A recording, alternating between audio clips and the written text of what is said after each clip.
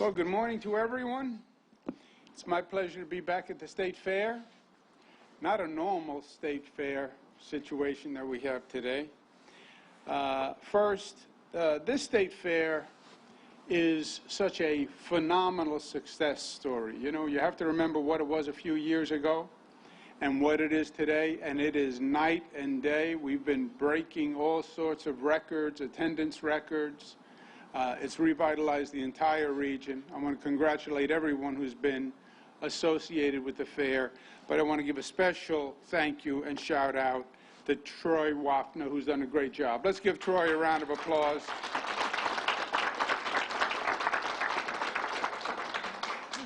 And now, this site, State Fairgrounds, great recreation area, great attraction, it has transformed itself to where this site is today the second largest mass vaccination site in the United States of America. It did 9,500 vaccinations in the past 24 hours, second only to Javits Center. Isn't that amazing? Give the whole group and the National Guard a round of applause for what you're doing here. I want to welcome some special guests who are with us today. You're going to hear from Anne Marie Talercio in a moment, right after me. Then you're going to hear from who represents the AFL-CIO, as you know. Then you're going to hear from Fanny Villarreal, who represents the YWCA. And then you're going to hear from Pastor Draper, who is going to speak on behalf of all the pastors who are here and the faith-based community that is working in partnership with this organization. I also want to recognize a special member of our society for many, many years, a great, great leader, Van Robinson. Let's give him a round of applause. We also have Paul Dickens with us from the CSEA, and I thank him.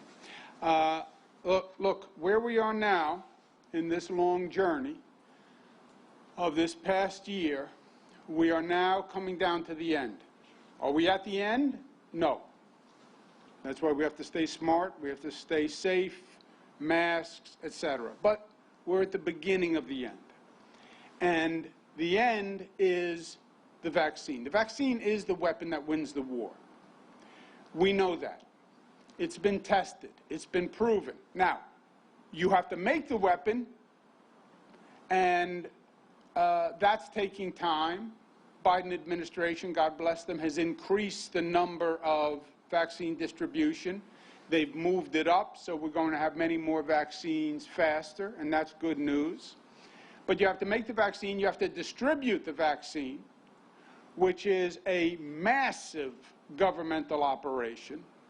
Nobody's ever had to mobilize like this in this short a period of time. It's what today's center is all about. And then third, you have to get people to accept it. You can have the vaccine, you can have the distribution center, but until that needle is in an arm, it doesn't mean anything. Now, the supply of the vaccine is dependent on the federal government. And that ebbs and flows. Why? Because when the Biden administration came in, they didn't have enough vaccine for the country. They just had not bought enough vaccine.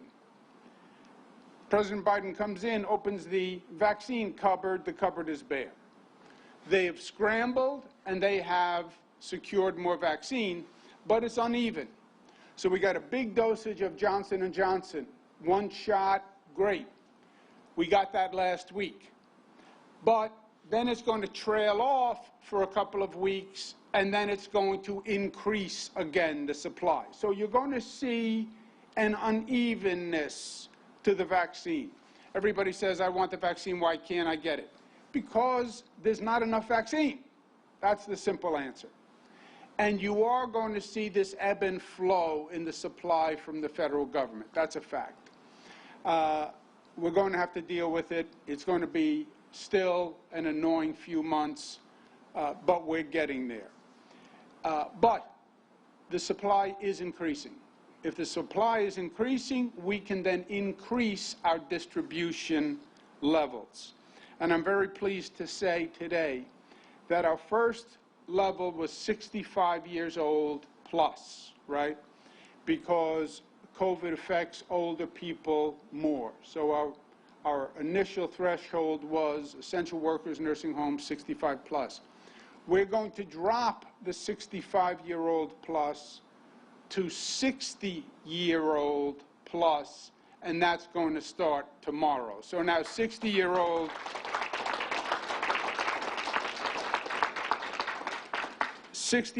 plus are going to be available.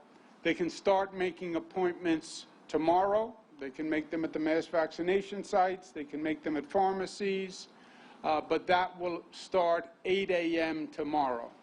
60 plus, that means people like as old as I am now will be available, eligible for the vaccine. Second, all sites starting March 17th, next Wednesday, all sites, county sites, FQHC sites, mass vaccination sites, we have thousands of distribution sites. All sites, to simplify the situation, can vaccinate anyone who is eligible, all right? So whether you're going to a county-run site, a city-run site, what they call an FQHC, every site can vaccinate anyone who is eligible, with one exception. Pharmacies still will only be doing 60 plus and teachers. 60 plus and teachers. Why? Because the pharmacies, it's not as easy for them to identify different types of workers, etc. They can identify age, because age you can identify by just the driver's license. And President Biden, rightfully so, has made teachers a priority. So pharmacies will do 60 plus, and teachers, we want to get those schools open. Every other site will be doing every other person who is eligible. Also on March 17th, next Wednesday, the public-facing public employees will also be eligible. Not-for-profit public-facing emergency employees and employees who are providing necessary services like the YWCA, they will also be available. Essential public workers will also be available. Public-facing building workers will also be available. These are the people who are the everyday heroes, who are out there doing their job. They're putting themselves in a possible position of exposure. They are essential for us to continue operating.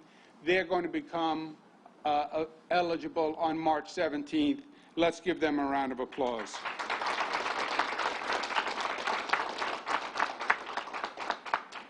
Last point is the distribution is working. It's going out. It's going out fast, not as fast as we would like, but as fast as the supply allows. It also has to be fair. It has to be fair. And we've talked about this from day one. COVID discriminates. COVID discriminates by race. They say the virus is race blind. Yes and no. It will infect anyone. But by circumstance, it infected blacks and Hispanics more than whites. Twice as many black people died from COVID as white people. Twice as many black people died from COVID as white people. Just think about that. 1.5 times as many Hispanic people died from COVID as white people. Just think about that. COVID discriminates. Black population had less access to health care. Hispanic population had less access to health care. Black Hispanic population had more comorbidities, more underlying conditions. That's why COVID preyed on blacks and Hispanics more than they did the white population. So when it comes to the vaccine, it is very important that we correct that injustice and we make sure that we have access to everyone. You take Central New York. 87% of the population is white.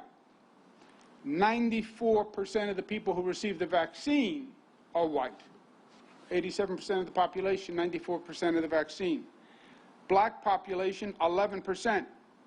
Only 5% of the vaccine. Hispanic population, 4%. Only 2% of those who have been vaccinated. Asian population, 3%. Only 2% of those who have been vaccinated. So, we need to increase the vaccination number for the Black, Hispanic, and Asian population. One of the reasons the pastors are here today is to say, look, we understand there's a hesitancy issue.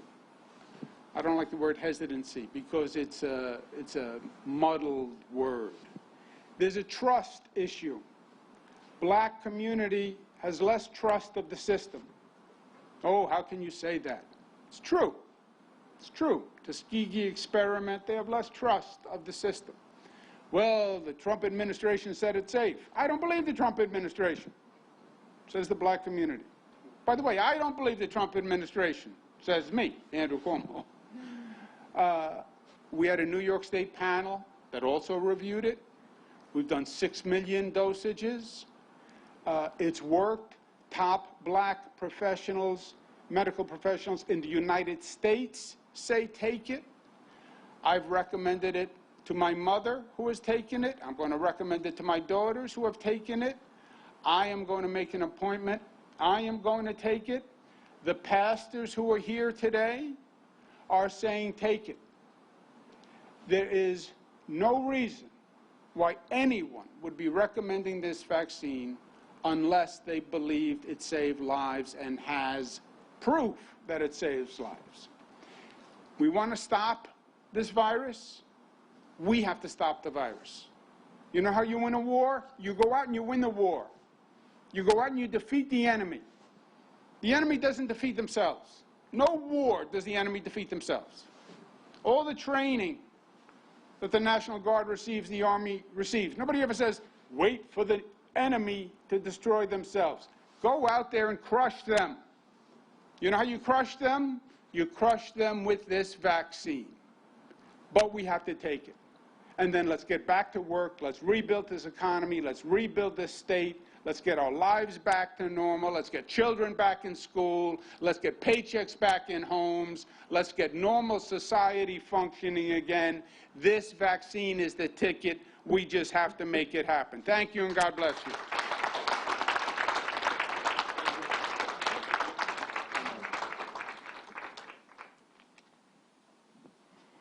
Well, before I start, I'm Anne-Marie Talercio, and I'm the proud representative of my union brothers and sisters in Central New York. I represent the Central New York Area Labor Federation, AFL-CIO. And I have written remarks because I didn't want to forget one word. But before I do go into them, Governor, I want to personally thank you, because for this whole year, I knew Governor Cuomo and the state of New York, his team, had my back. And, you know, we don't like to go into politics of our country, but I wasn't so sure either if I was going to take that vaccine. But when I heard that New York State had the professionals, we're talking with worldwide professionals, but the council that sits somewhere, I don't know where you sit, Albany, wherever, I know you were looking at that vaccine. So I knew, and I did take it. I don't want to say why. You know, these ages creep up on you. But I happen to be in one of those age groups.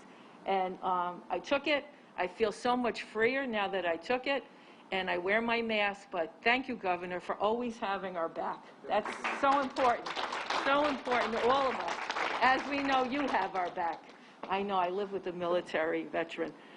So thank you, Governor. And it's always an honor to be with you, especially when you bring good news about more vaccine. But then again, you know, I was thinking these words over. When doesn't he come with good news? It's usually about a better state fair. It's usually about economic development. And today it's about a vaccine, which is really the lifeblood, is what we need to go forward. This is what's going to get everything back moving again. And I represent workers who have been out for a year. They're with the hotel and restaurant workers. That's my actual job. And they're never going to go back to work unless we have this vaccine. So besides my brothers and sisters of my union, we have the union men and women of Central New York to thank, because they are the essential workers. They are the community. When you say the community, it's union brothers and sisters who go out and do the work every day, regardless of what's going on. And thank you to CSEA, because you can't Zoom garbage collection. You can't Zoom snow plowing. And we all know we really need snow plowing in Central New York. That's a done deal. We'd go nowhere without our snow plows. We like to say we can now buy food online, but not everybody has computer access. The retail clerks in the supermarkets, these were the frontline workers that went out every day, and they risked their lives. But now, with the advent of more vaccine and a governor who watches our back about these things, we got that vaccine all through this difficult year. When it was available, we got it first. And now they're going to be able to go to work and do their job with the security that they have the vaccine. So for all of them, I thank you, and their families.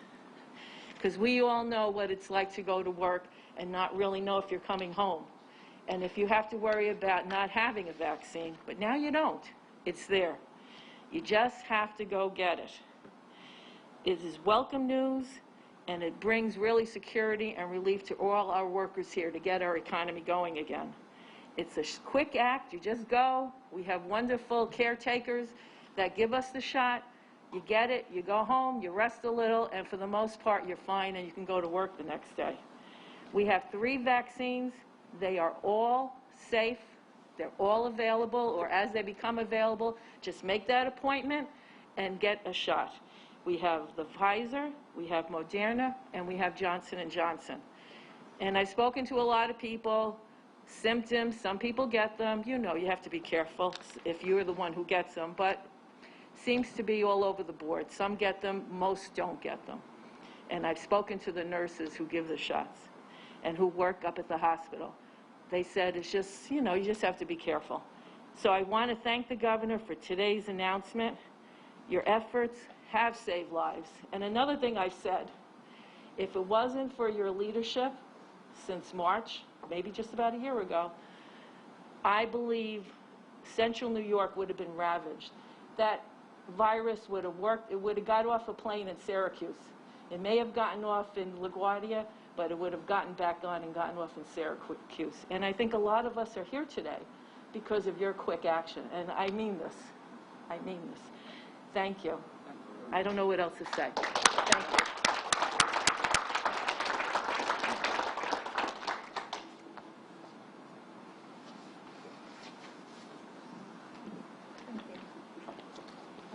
Take my mask off. Did you hear me? I did. Thank you, Governor. I am glad to stand here with you today to join this announcement. Thank you very much. I would like to acknowledge some of our friends that are here. Linda Brown Robinson, the immediate past president of Syracuse Onondaga. My dear friend, right there, Ben Robinson. Superintendent Nebraska Carter, the Living Water. We're here. Wendy Colucci, the field coordinator of Central New York Area Labor Federation. Welcome. Paul Dickens, United President, CSEA, Onondaga County. Walt Dixie, Executive Director of Jubilee Homes. Hello. Elisa Morales, Executive Director, Spanish Action League. Gwendolyn Walk, Syracuse Onondaga, NAACP. Gwendolyn. Michael Nessie, Labor Relations Specialist, CSEA Local 1000.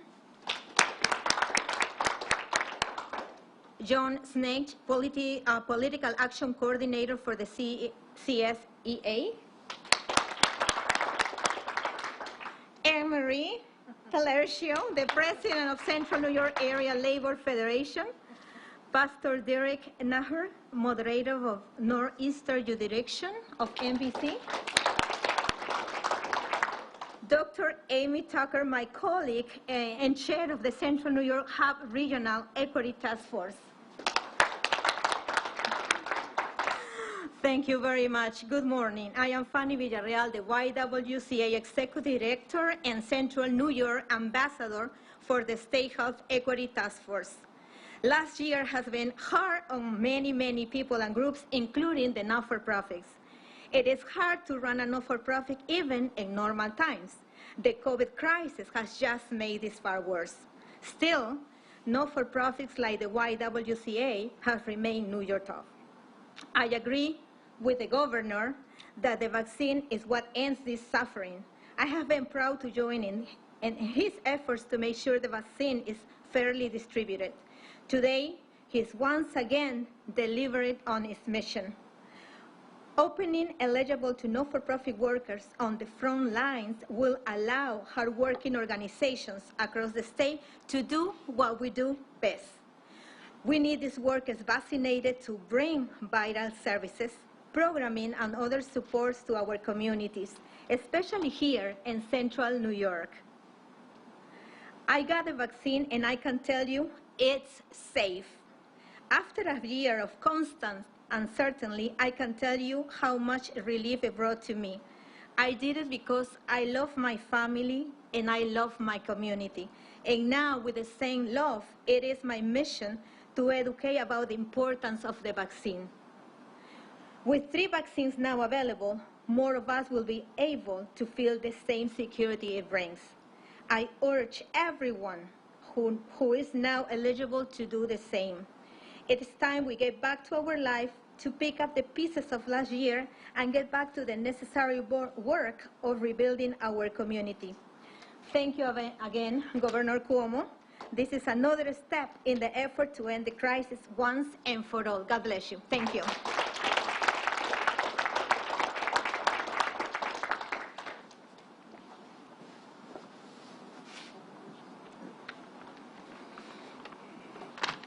Let the church say amen. Amen. Oh, that just feels right. That I'm up here. Certainly we thank you, Governor Cuomo, for gathering us here today. And I speak on behalf of my colleagues that share with us, and thank you for your leadership, especially on the issue of distributing the vaccine. If I can recognize the clergy that are here with us today, I am Reverend Ricardo Draper, the senior pastor of the Tucker Missionary Baptist Church here in the city of Syracuse. We have Pastor H. Bernard Alex, the senior pastor of the Victory Temple Baptist Church, Pastor Sharon Bow, Hope Chapel AME Zion Church in Utica, Pastor Darren Dewson, Leap of Faith Outreach Ministry, Pastor Derek Galloway, founder and senior pastor of the Connected Christian Church, Pastor Darren C. Jaime, pastor of the People's AME Zion Church, Pastor James Jones, Praise Temple, Church of God in Christ. We have Pastor Sean Robertson, pastor of the Southern Missionary Baptist Church, Pastor Derek Tannehill, who serves as the pastor of the Pentecost Evangelical Baptist Church, as well as the moderator of the Northeastern Baptist District Association, Pastor Phil Turner, the pastor of the Bethany Baptist Church, Elder Wallace Barkins Sr., Brotherly Love, Church of God in Christ, and Elder Wallace Barkins Jr., Brotherly Love, Church of God in Christ. Thank you all for sharing with us today. We know that this shot is what ends the suffering that COVID has brought to our African American, or shall we say black and brown communities. There are those of us that may be standing here who survived COVID. You're looking at a COVID survivor. And so the vaccine plays a very important role as we try to curtail and curb COVID-19. We want to say to you today, Mr. Governor, thank you not only for your leadership in the state of New York, but in our nation. It was you who was a trailblazer for us. In the midst of uncertain and uncanny and unscrupulous leadership, we thank you that you rose to the occasion and New York was a trailblazer for other states as we fought COVID-19. I'm reminded today of what Paul says to his son in ministry, Timotheus. He says, I fought a good fight, I finished the race, and I've kept the faith. We indeed, Governor Cuomo, you have led us to the end of this race, and we now have 3 vaccines. There's still a lot of fight ahead. However, we need to get this vaccine into the arms as many people as possible. Now, I say this, that a lot of us think that getting the vaccine is responsible, but I flip it and say the vaccine is important for those who are irresponsible, for those who won't wear masks, for those who won't social distance, for those who will not think about the families of others, for those of us that stand here today as clergy. A lot of us have had to stand and commit bodies to the ground because of COVID-19. And so now that we have this vaccine, I heard one of the prior speakers say about the symptoms or the side effects. I said to my congregation, I would rather have a side effect than have to go to the cemetery.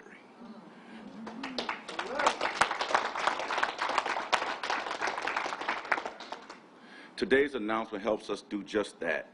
More vaccines are on the way, and again, we want to thank the governor and his team for continuing to work with the houses of worship to deliver the vaccine directly to the communities that need it.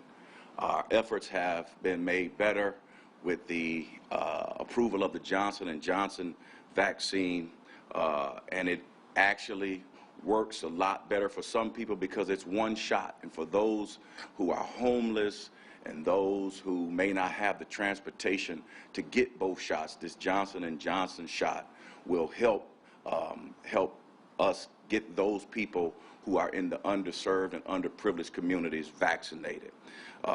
So now we can open this up to more New Yorkers, which will allow us to end this suffering for over the last year. I shared with the young ladies who stood with us that for the first time in my life, I've never been able to go to church on Easter Sunday, or my members were not able to come, or they were not able to attend on Mother's Day. For the first time, people were not able to celebrate birthdays and anniversaries with family members. And so we understand in the African American community that there's a lot of mistrust. And part of that is, Mr. Governor, is because a lot of us in the African American community has Southern roots. We have Southern roots, and we understand what happened with the Tuskegee experiment. Matter of fact, we have a Tuskegee alum with us. Dr. H. Bernard Alex is a proud alum of Tuskegee University. But we say that we trust Dr. Fauci, and we trust Dr. Zucker, and locally we trust Dr. Gupta. I even trust Dr. Gupta on CNN because it's important to us that we get back to our way of life. And the only way to get back to this way of life is that we must encourage the vaccine. And my prayer is that if you're not going to take the vaccine, please don't talk other people against it. Is that you make it, let it be a personal decision. Again, we say thank you, Governor Cuomo and your team, for leading us through a dark and dismal period. But we thank you that you stood tall, you stood strong, and we want you to know that we appreciate your leadership and loyalty to the state of New York. Now, I wouldn't be a preacher unless I left here with something, and I want you to be encouraged by this, Mr. Governor. The Bible declares, now unto him who is able to do exceedingly and abundantly above all we can ask or think.